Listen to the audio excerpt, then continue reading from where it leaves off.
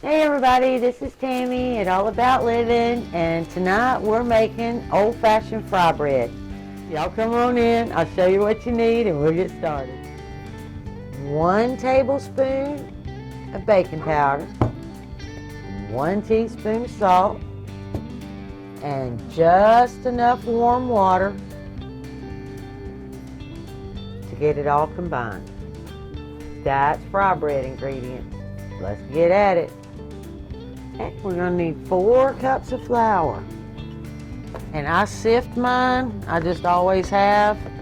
I don't know that you absolutely have to, but it doesn't hurt anything and it doesn't take a lot of time, so I just always do it. That was 2 cups.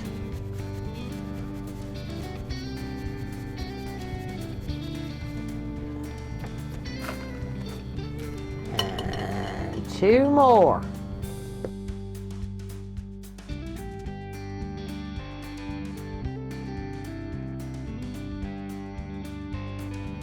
Okay, we're going to need 1 tablespoon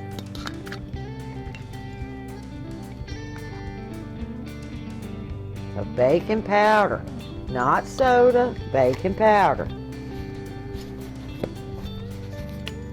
and 1 teaspoon of kosher salt.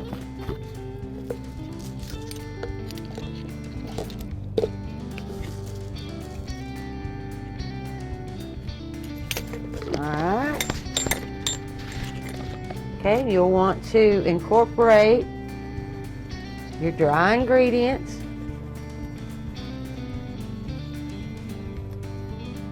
Which means you're just going to mix it around in the bowl until you feel like that baking powder and salt is all through your flour.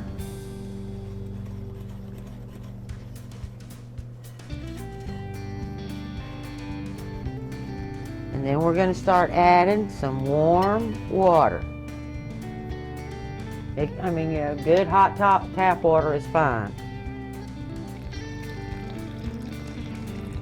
Okay, I started with about 3/4 of a cup of water.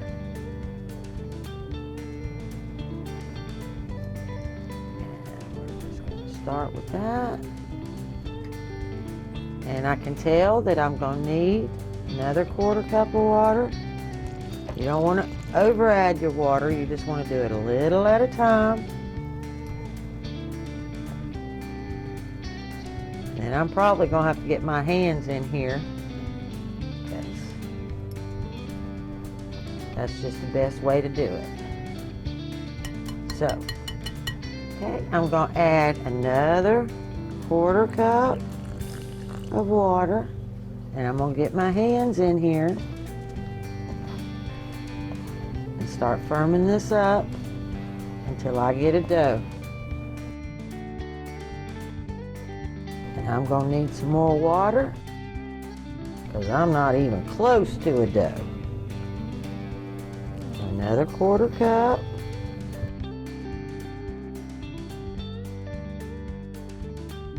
Another 1/4 cup.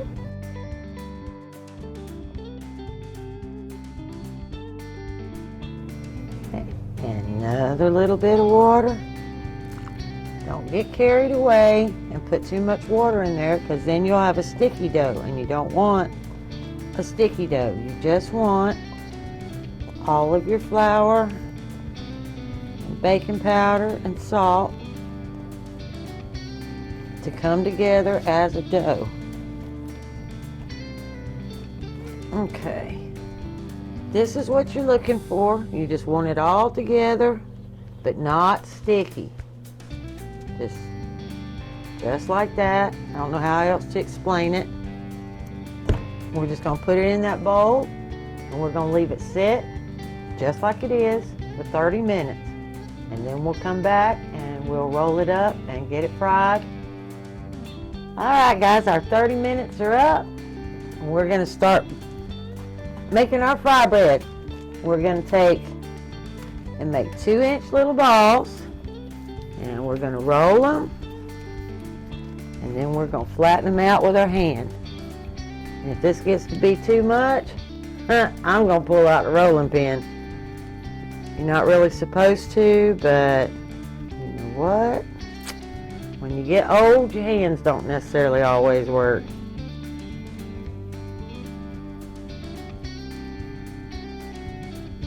But that is what we're looking for. Okay, a 2-inch ball. And roll it around in our hand. And then we're just going to start mashing.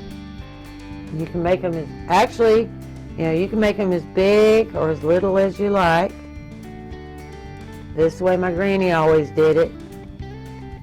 And a cute story for you. I've never heard it called Indian fry bread. It was always fry bread. I did not know, probably until I was in high school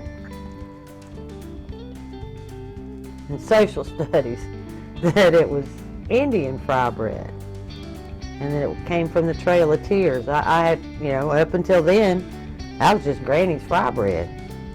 Okay, well, while I'm getting these made, I need to go ahead and get my grease turned on. So I'm going over here and get that done. Okay, we're gonna light her up. We're gonna put her on high. Put my pan center up there and let her get hot.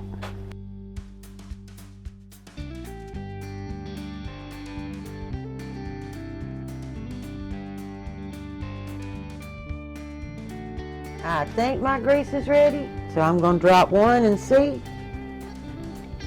Nope, went straight to the bottom. Give me a few more minutes. Oh wait, nope, there it goes, there it goes. There we go, coming up. I thought it was time. We're going to drop this one in here, and we're just going to do 2 at a time. Okay, just look at him fry, watch him, he's fixing to float. Awesomeness.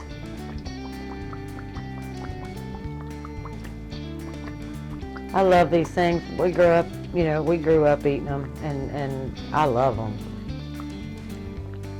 Growing up, Granny never threw nothing away. Nothing. Everything after dinner went in the refrigerator, and then toward the end of the week, Friday or Saturday, then she would fix up some fry bread.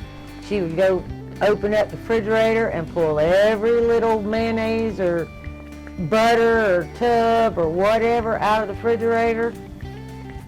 She'd either stick it in the microwave, or she would put it all in little platey, little Pyrex, the small. Anyway, she'd set 4 or 5 Pyrex in the stove, heat it all up, set it on the table, give us our fry bread. Whatever you wanted. If there was some leftover chicken, there was some leftover pork, there was some leftover beef, there's a few veggies of this, a few veggies of that.